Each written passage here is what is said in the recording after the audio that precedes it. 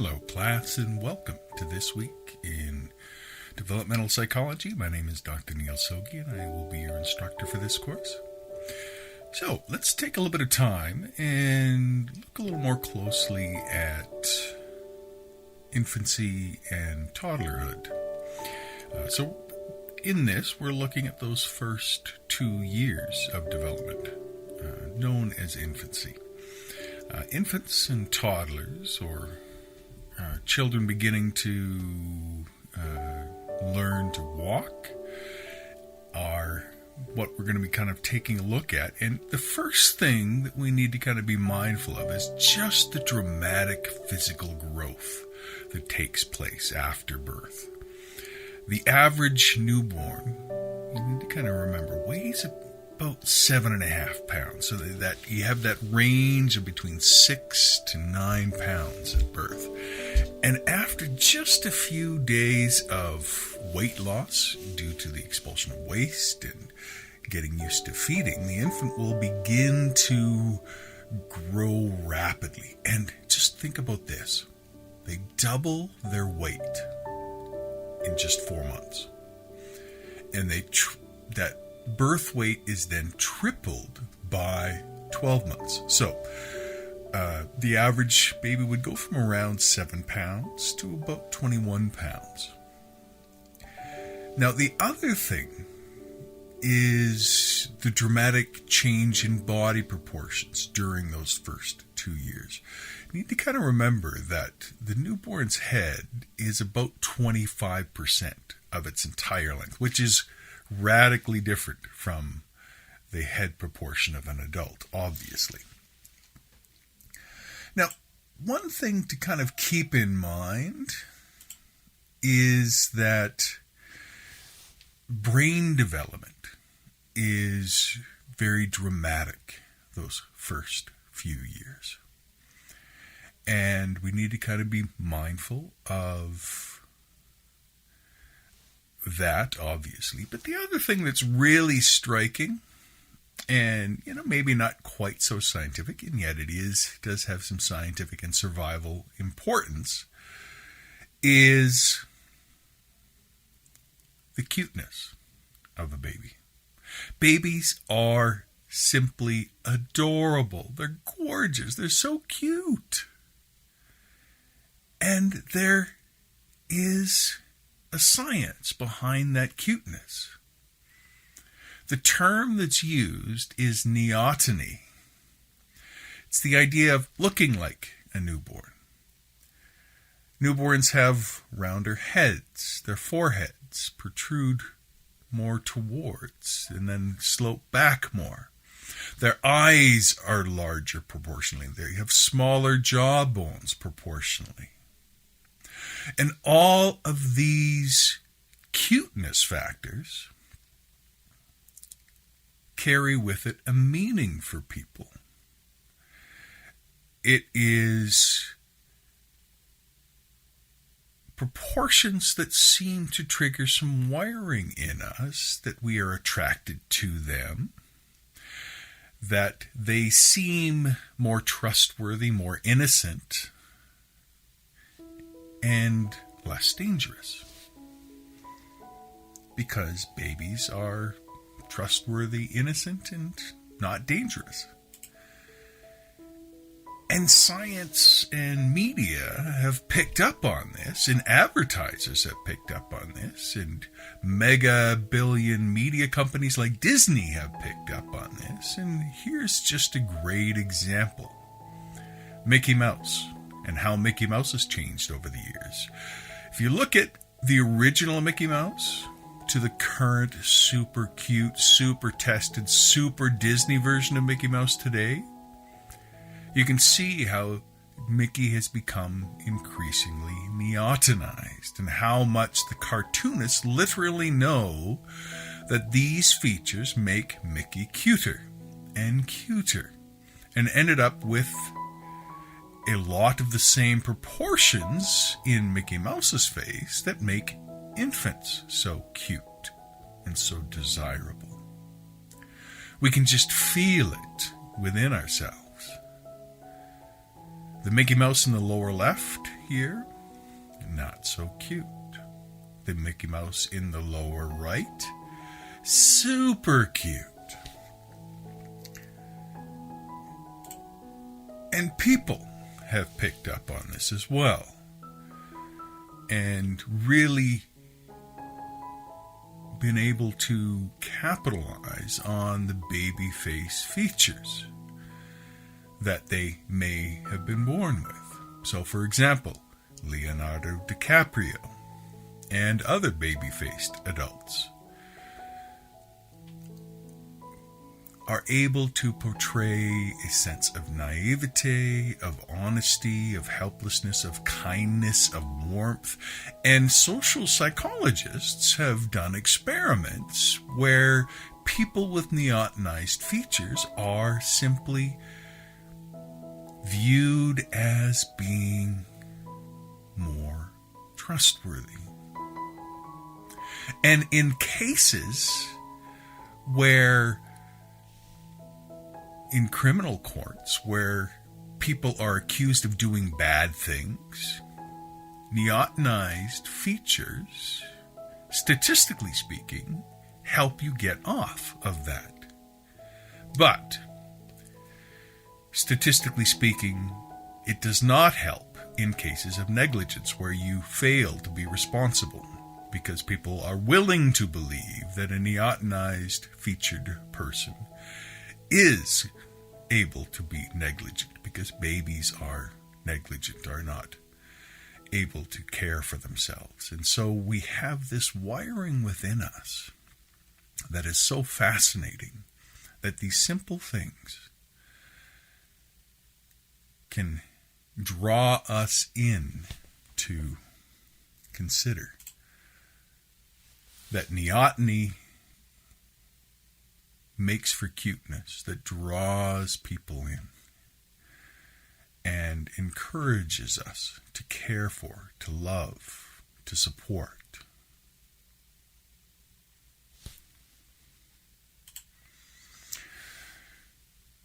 Then we go on in infancy, and while we may notice changes on the outside of the body with this incredible growth that's taking place, there's also incredible growth in the brain. The brain is 25% its adult weight at birth, but by age 2, it has grown to 75% of its adult weight.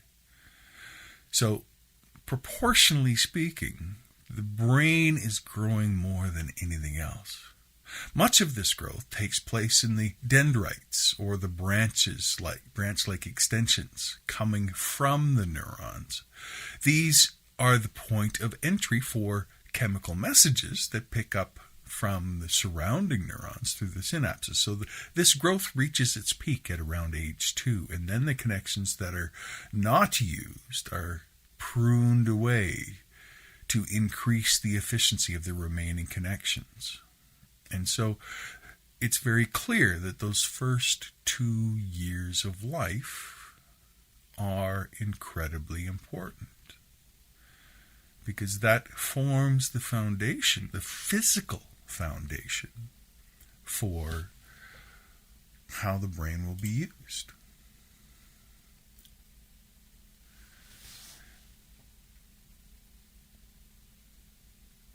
Now, we all know that infants are born with incredible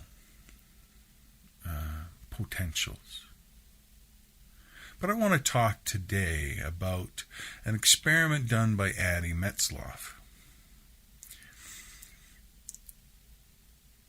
And it seems like within the first moments of birth,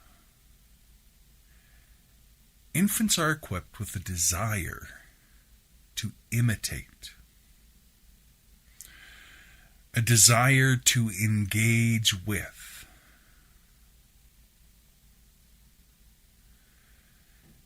And it seems to be written right into the genes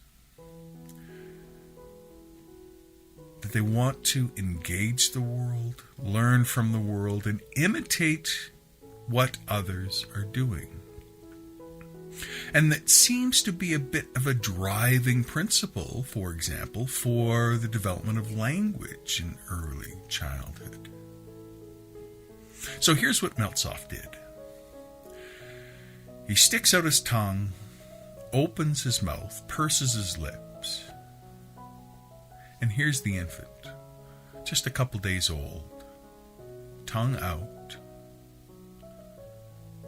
mouth open, lips pursed. Now, I should point out that this is one of those magical moments in research when it works perfectly, but of course, in the real world, it doesn't always happen this way. But what this research shows is that we are born with a very powerful mechanism for learning that appears to be at place right at the moment of birth. Because there's two ways that we can imagine genetically programming learning. One is that you know the content of it already, but another way is that we just have stuff that makes us learners. So being an imitator is a general way to make you a learner without having very specific content written into our genes. And that's what it seems that we have. This desire, this will, this ability to imitate. Then there's the motor development that takes place in infancy. And this refers to basic movement. The movements are automatic, and we're equipped with a number of automatic responses to stimuli that we call reflexes. Things like the sucking reflex, the rooting reflex, which involves an infant turning their head toward anything that touches their cheek, and a palmar grasp, strongly clasping the hand around anything that touches the palm. Now, after a few days or weeks, reflex actions begin to be replaced by voluntary movements or motor skills. But these motor skills are not fine. Infants have not mastered fine motor movement. Motor skills development continue through childhood, and it begins with gross motor skills, which are the large movements of the body that require large muscles, such as those located in the back, the legs, and the arms. And then there's the fine motor skills, which are the smaller, more precise movements of the hands and fingers. And these take longer to acquire as they involve being able to coordinate the hand and the eye and being able to manipulate the hands to grasp and move small objects. But you see continual improvement over time. There is also vision. The newborn's senses are not equally developed at birth. Vision is the least developed sense at birth. Newborn vision would be considered legally blind if you were an adult, for example. Newborns can only focus on an object about a hand length away, maybe a little bit more, maybe up to 2 hand lengths away. And they have trouble scanning objects and tracking moving objects visually. The neural connections have not been practiced yet, and the ability to focus the eyes on an object and to use their binocular vision doesn't really kind of come into effect until after the 3rd month of birth. Newborns do, though, see contrast, but they don't distinguish between similar hues until they're a few months older. But hearing is more developed than is vision at birth for infants. Then there's nutrition. And breast milk is, of course, considered the ideal diet for newborns. The calories and nutrition provided are perfectly suited for infants. There are numerous other advantages of breastfeeding. These include providing immunity and decreasing the risk of infection in the newborn child. And, of course, breastfeeding is free. You don't have to worry about supply chain issues like we're dealing with right now. And most mothers are able to breastfeed, but there are some cases when that is not able to happen. For example, if the mother is suffering from HIV or untreated tuberculosis, or is using special medications or illicit drugs, or is on radiation or chemotherapy treatment, then of course that is not ideal. But there are services where people can provide breast milk. There are, for example, wet nurses, that sort of thing, that have been provided historically.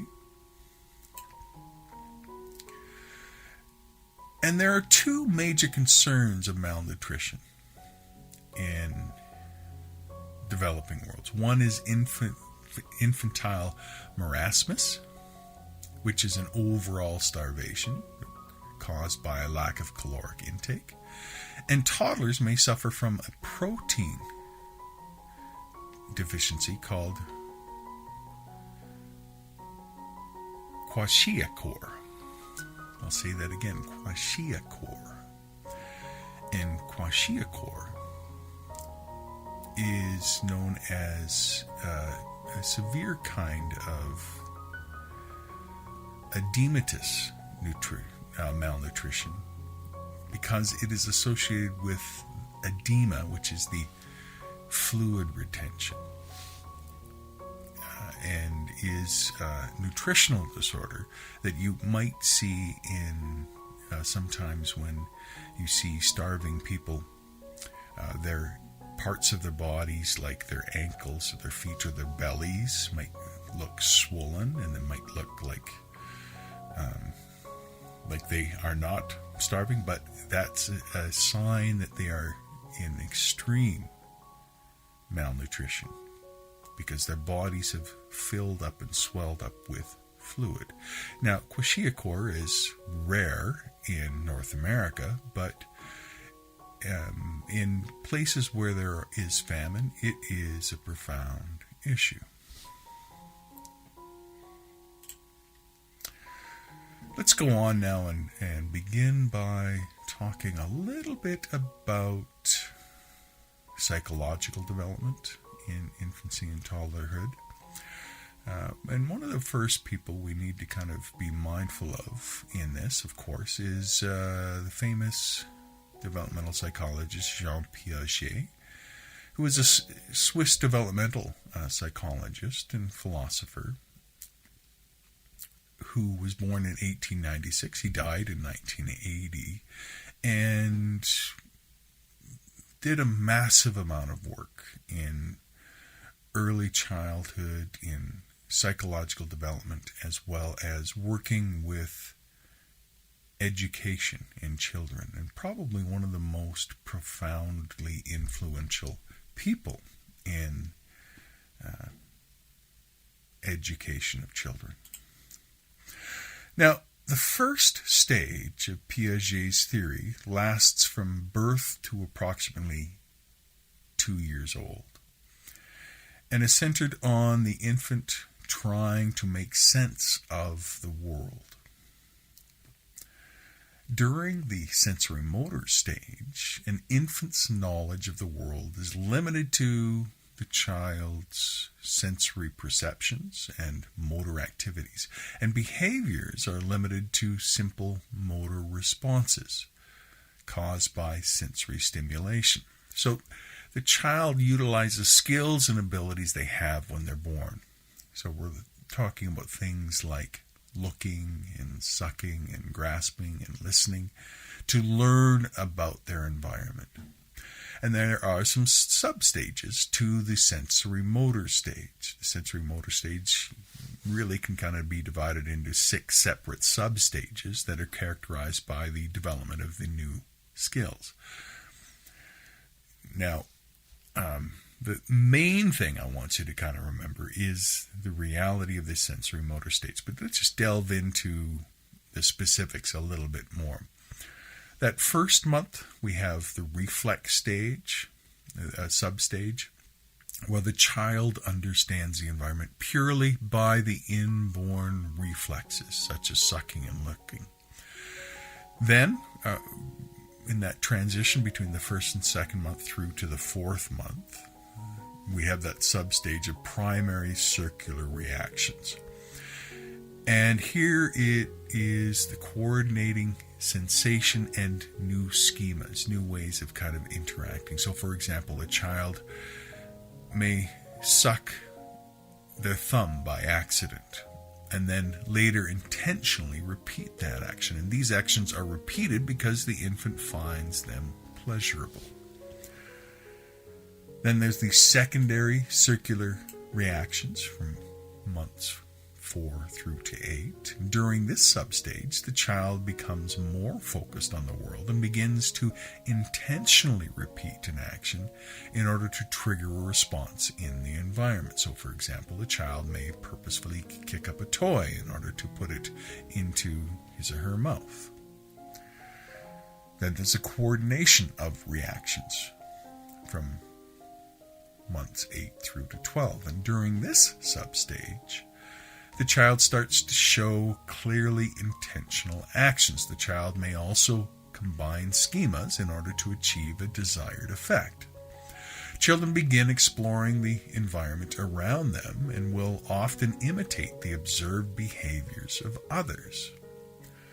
Then we get into the first year and a half, where we have the tertiary circular reactions. And there, children begin a period of trial and error experimentation.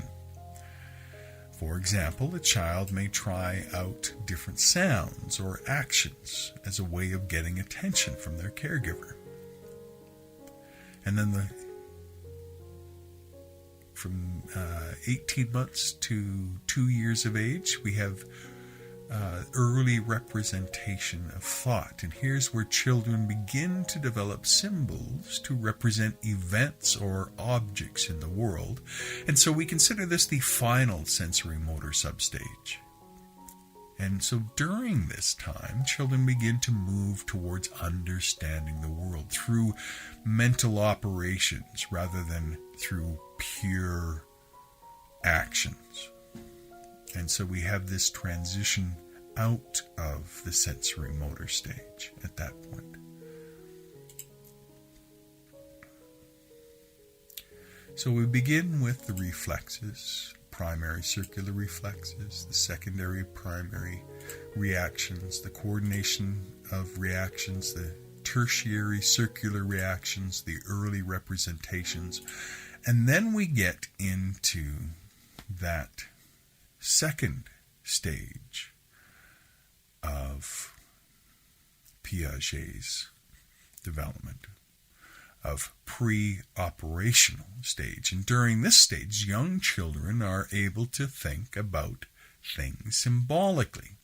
Their language use becomes more mature. They also develop memory and imagination, which allows them to understand the difference between past and future and engage in make-believe. But their thinking is based on intuition and still not completely logical. They cannot grasp more complex concepts such as cause and effect, time and comparison. So this pre-operational stage ranges from around ages 2 through to 7. And children in this stage can mentally represent events and objects and engage in symbolic play.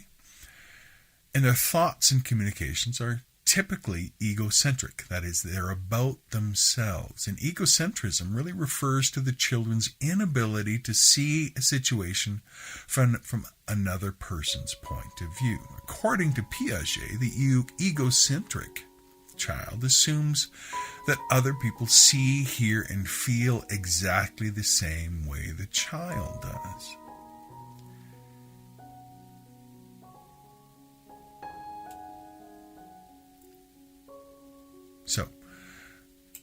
that's where we kind of transition into an older stage of development. Now what I'd like to do is take a little bit of time and just discuss a little bit of language development within infancy, as well as some psychological development that isn't so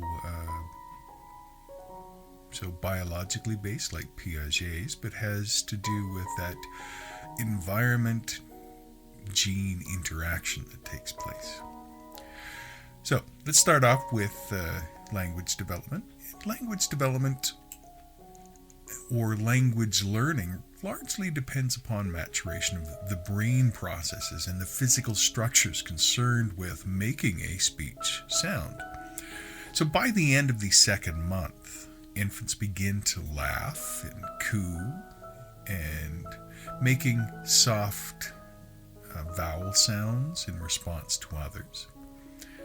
At about 5 to 6 months, babbling begins, and infants combine vowel and consonant sounds in strings of syllables like ba ba ba and da ba ta.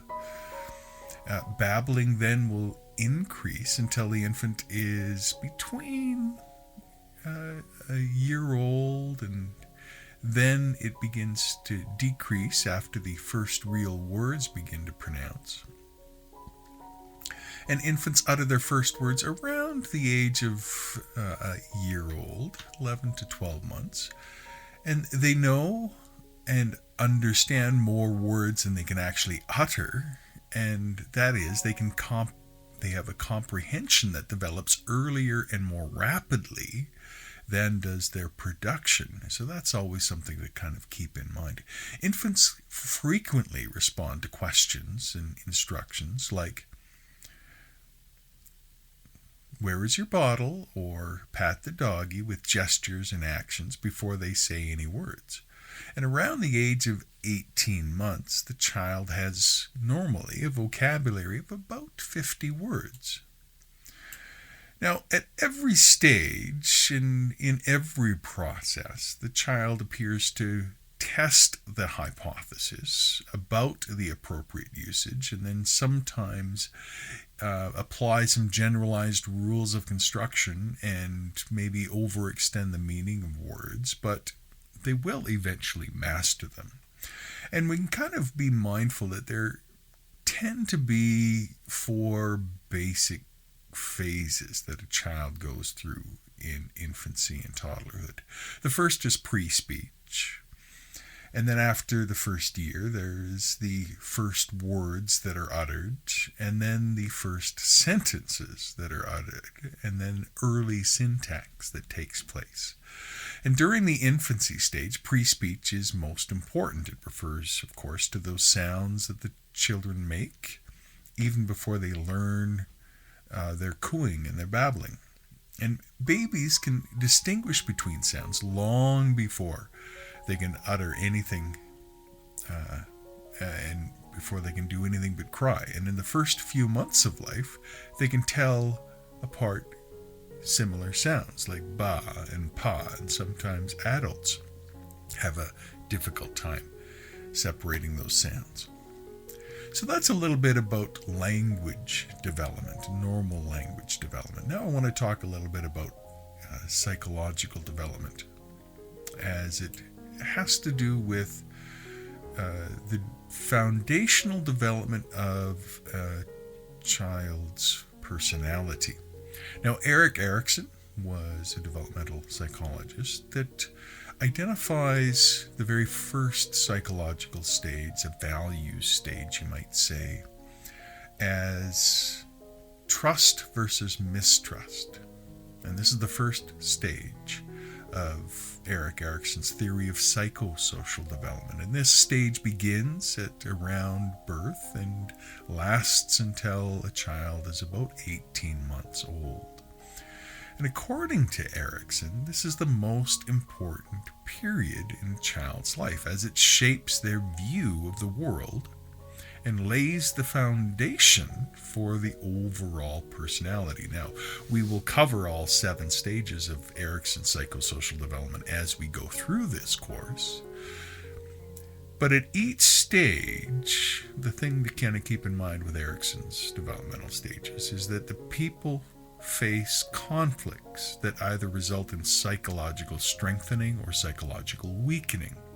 And that is why there is that verses in there, trust versus mistrust. And here it is the question of, will a child learn to trust, or will the child learn to mistrust the world?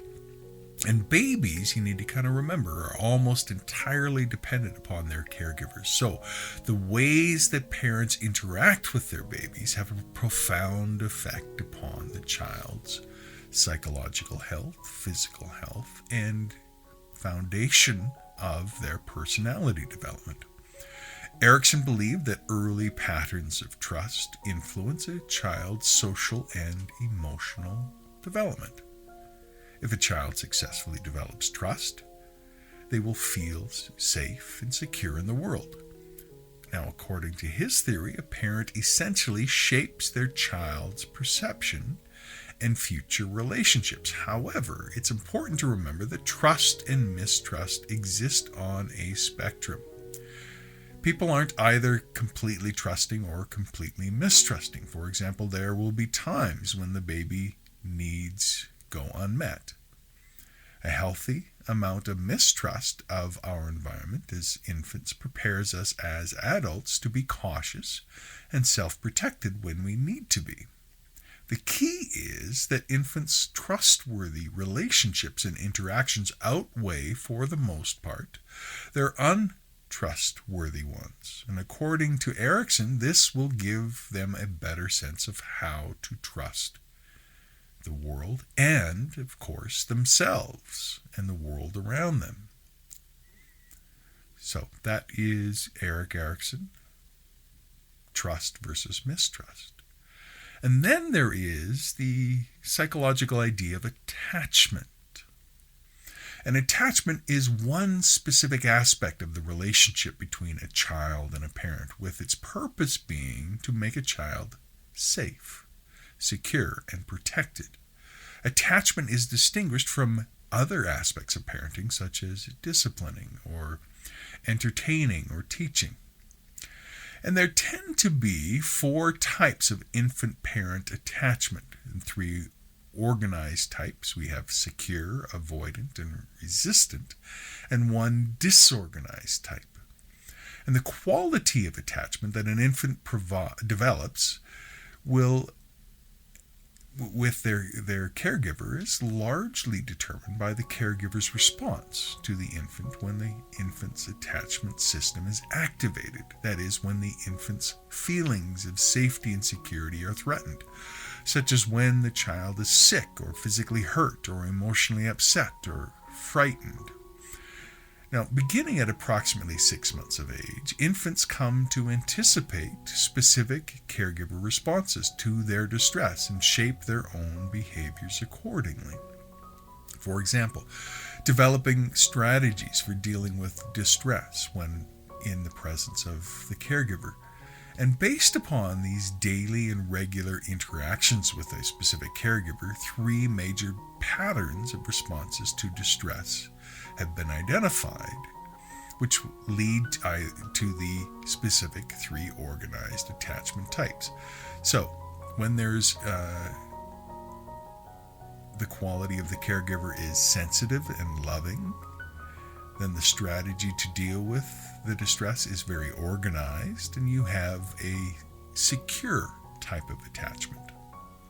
When the quality of the caregiver is insensitive and rejecting, you also have an organized distress, but it is a insecure, avoidant attachment.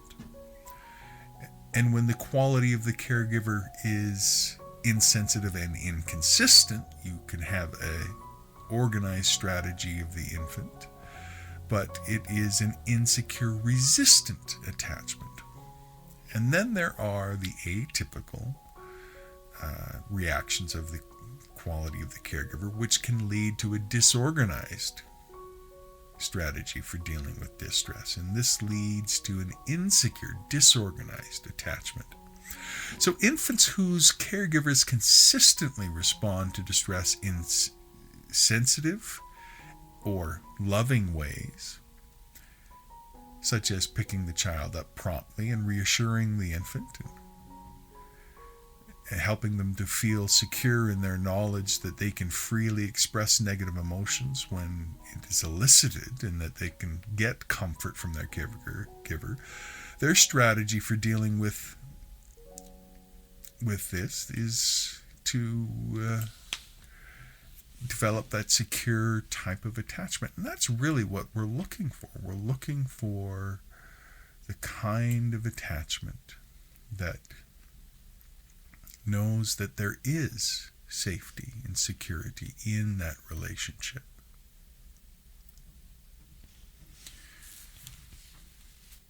Now, secure or healthy attachment, we need to kind of remember, is the foundation that lets your child explore the world and have a safe place to come back to. Attachment is the first way that babies learn to organize their feelings and their actions, by looking to the person who provides them with care and comfort. And this ties in very strongly with Erik Erikson's trust versus mistrust, because trust is an essential building block for a healthy sense of self. For babies, this means meeting their needs, feeding, diapering, holding, rocking, swaying, calming, comforting, and the list goes on. In your infants, it means to care for them, to ensure that their needs are met. Because when their needs are not met, they become fearful and anxious, and that can lead down a negative path, because that foundation of personality carries through the entire existence of a person. So remember, secure attachment, secure and healthy attachment helps a child become an adult that can engage the world with courage, and trust builds a foundation for engaging the world and for engaging others. I hope you enjoyed this week. You take care. Bye-bye.